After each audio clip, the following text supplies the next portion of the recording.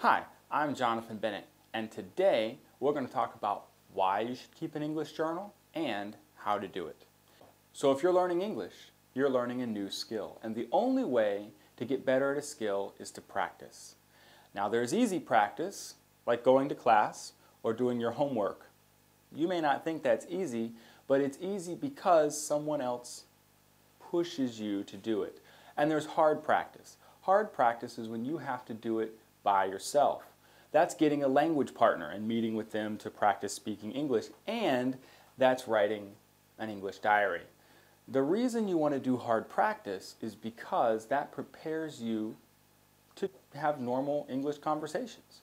For example, you may do great when you have to stand up in class and give a presentation because it's prepared and you know what's going to happen.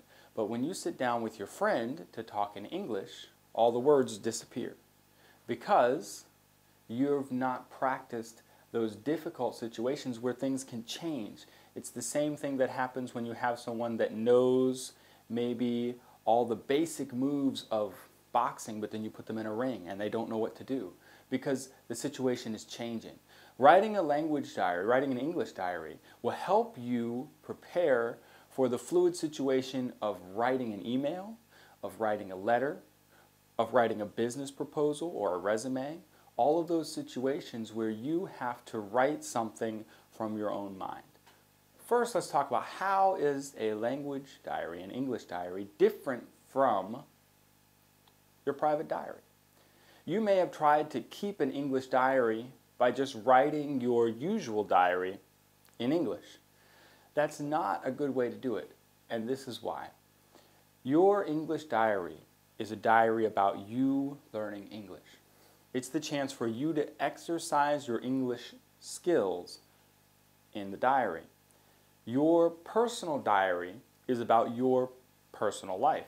It's a chance for you to explore what happened today, how did I feel about it, what am I thinking about the future. And if in your English class you're not learning about events in the day, feelings, or future plans, then you shouldn't write that in your English diary.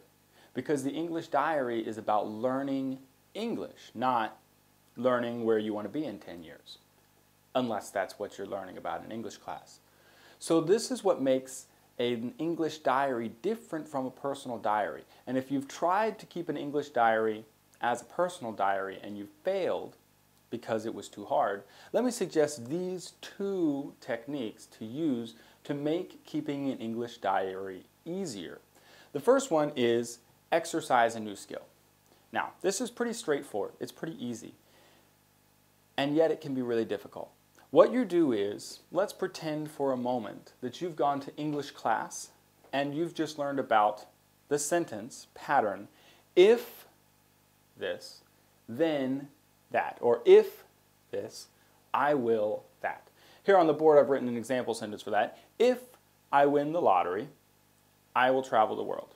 This is an example of a conditional in English. And let's say you've just had that class and you listened in class and it made perfect sense because the pattern is very obvious and the teacher said maybe 100 sentences that were if this, then that, if this, I will that. And then you went home and you had your homework, and in your homework you had if I am late, my boss will be mad. If I study, I will do well on the test. And it was easy because you're seeing the pattern over and over and over. And that repetition is a good way to put it in your head. But now that you have it in your head, you want to connect it to all the other parts of English that you know. And the way to do that is a language diary, an English diary entry. This is what you do. You write a diary starting with your sentence. I've picked this one here from my homework, but you could make your own sentence just as well. If I am late, my boss will be angry. Or if I win the lottery, I will travel the world. And then you start writing about it. And you want to use many different kinds of sentences, not just if, then I will sentences. If I win the lottery, I will travel the world. I think it would be really cool to go to Russia. If I go to Russia, I will see the Kremlin. Well, now we're learning new sentences, right? And you're seeing a way to put if, I will sentences into an English conversation. So that the next time that your friend says, oh, I really want us to have some food that you're allergic to, you can say, instead of just, I'm allergic, you can say, oh, if I eat shrimp, I get sick.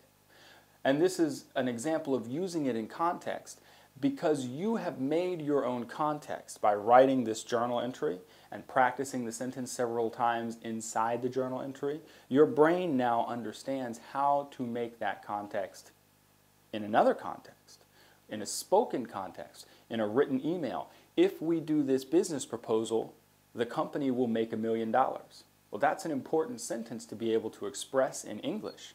And by practicing it with something like this, it's easier for you to do it when you're writing that email, when you're reading that resume. The other way is when you're learning vocabulary. Vocabulary is the hardest part of any language because it's always growing, always changing. There are thousands of words to learn. And each word has lots of different meanings. And what's the difference between this word and that word? We've got a video about that. This is a very challenging situation to be in, and the easiest way to learn vocabulary is to use it, use it, use it, use it, use it. You may have noticed that when you are reading English, you can read many more words than you can speak or than you can write. You can read the sentence and think, oh, I understand that sentence. But if someone asked you to make a sentence with that word, it would be hard for you. This is true for everybody. And this is a way to move, we call that passive and active vocabulary. This is a way to move words from your passive vocabulary, which is words that you read them or you hear them and you go, oh, okay, I know what that means. And move them into your active vocabulary, which is words that you actively use. As an example here, I've given us two very simple words. You all know these words, go, bookshelf. But let's pretend that you've just learned these words and you wanted to remember these words. So you go home from class and you've just had your class where you learned go. And now you're sitting at home and you've just finished your English homework and you're going to write your English dictionary, your English diary.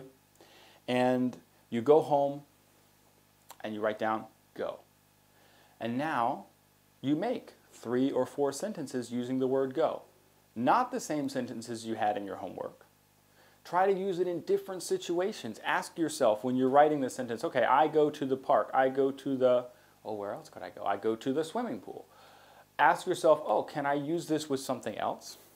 Well, swimming. Can I go swimming? I think I've heard my English friends say that. I can go swimming, so then that means I can go walking. Can I go writing? I don't think so, because writing is not something you go somewhere to do, right? I'm practicing with the word. I'm playing with the word. In this part, you should make mistakes in your English diary, because making mistakes is how you learn the pattern for those words. Take bookshelf. Bookshelf is a noun, obviously, and it's a countable noun. So like, as opposed to rice, where we cannot count, right? We don't say, I had 6,082 pieces of rice for breakfast. We say, I had a bowl of rice. Just like we can't count milk, we also can't count rice. But we can count bookshelves, which means it has a plural. Did you pluralize it correctly? Well, try. Try both ways. Write it B-O-O-K-S-H-E-L-F-S and B-O-O-K-S-H-E-L-V-E-S, and look at the two. Do I see an English pattern that I recognize here? If you do, then now you know which one it is. The answer is V-E-S, because F turns to V, and V needs E-S. You can't just have V-S when you're doing the pluralizing of a noun. And then practice using it in different sentences. Well, where could I see bookshelves?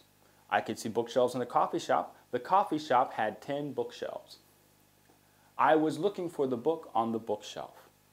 We're using different ways of using it. When should I use a and when should I use the with this word? When do I say a bookshelf and when do I say the bookshelf? This is an important question. Play with it. See what happens when you're writing. And then, and this is the most important part of any English diary, find somebody who speaks English to read it and correct it. And when they correct it, make the changes. Actually go back and rewrite the whole sentence, because when you rewrite the whole sentence, you're getting your hand and your eyes and your brain all engaged on this mistake that you've made, which means you will learn not to make the mistake. You'll learn the pattern again. This is important. Don't just rewrite the one word you've made a mistake on. Rewrite the whole sentence so that you can see the mistake that you've made and see the corrected sentence and internalize, memorize the correct pattern. Now, this can be very intimidating. Nobody likes to make mistakes. Nobody likes to then make mistakes and find somebody to show them the mistake. Hey, look at the mistake I've made. But this is an important part of learning a language. Kids do this all the time. And that's why they learn their first language so quickly and so well. So the English diary becomes an opportunity for you to make mistakes and to learn the language faster. That's the secret to how an English diary can help you. If you're a perfectionist and you don't want to do this, you don't want to make mistakes, maybe you worry it takes too much time. Right? You write your personal diary and you sit down and you write for 2 hours because it's easy for you to write in Korean or whatever your original language is. And you sit down in your English diary and you think, oh, 2 sentences is so hard. Write those 2 sentences. 5 minutes of writing this and then having somebody check it and rewrite it. It'll be 10 minutes of your time total. If you do that once a week, your English will improve dramatically. Your writing English will improve dramatically. And if you can write a sentence, it's easier for you to speak that sentence too, which means your speaking English will begin to grow as well. And this is the key to growth, is just a little bit of time over a long period of time. Little time increments, and they build up, and the next thing you know, you're speaking English fluently. If this video has been helpful for you, I ask you to please click the like button below, or subscribe. That's even better. You'll get new emails sent directly to you telling you when we've got a new video uploaded. Thank you very much for your time. I'm Jonathan Bennett. Have a great day.